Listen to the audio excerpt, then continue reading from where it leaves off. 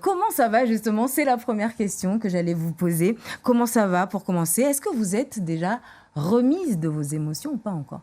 Je vais très très bien et je m'en remets petit à petit, comme vous l'avez vu peut-être ou pas. Hier, j'ai eu ma première sortie officielle, donc ça m'a aidé à réaliser que vraiment j'étais Miss Mayotte et voilà.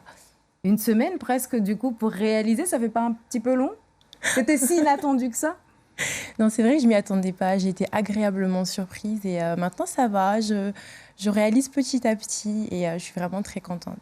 C'est vous qui êtes allée vous inscrire à l'élection Miss Mayotte ou on vous a inscrit? Souvent, on a l'entourage qui dit «Ah, mais toi, je te verrais bien faire par exemple cette élection ou celle-ci». Comment ça s'est passé pour vous? Histoire que nos téléspectateurs vous connaissent un petit peu plus. Alors pour ma part, j'ai fait un shooting photo avec la marque Mlanza à Shemenyumba. Et du coup, Benucci m'a repérée, donc il m'a contactée, il m'a proposé de participer à l'élection et quelques années plus tard, je suis là. Et du coup, vous ne regrettez pas aujourd'hui, bien évidemment. Alors, vous êtes étudiante en psychologie. Est-ce que, du coup, cette année, ce sera une année blanche pour les études ou est-ce que vous allez tenter d'allier cette vie de Miss et cette vie estudiantine? Comment ça va se passer? Oui, j'ai prévu d'allier les deux en passant en distanciel. Donc, j'aurai juste à retourner à Clermont-Ferrand pour mes examens, mais sinon, j'étudierai à distance à Mayotte.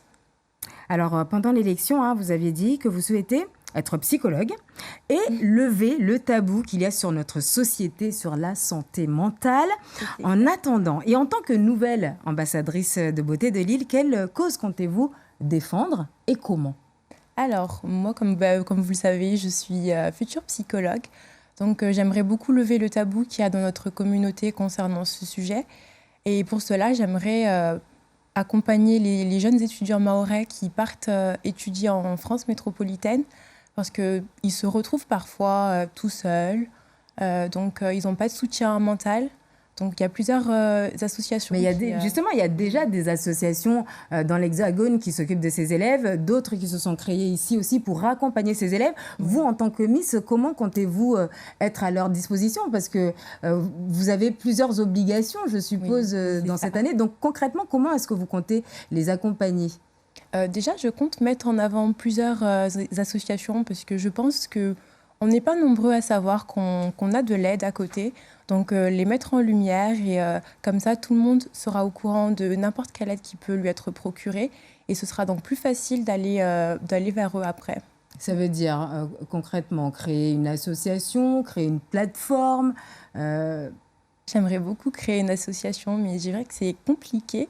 Donc, pour le moment, je vais travailler avec ce qu'il y a déjà à Mayotte.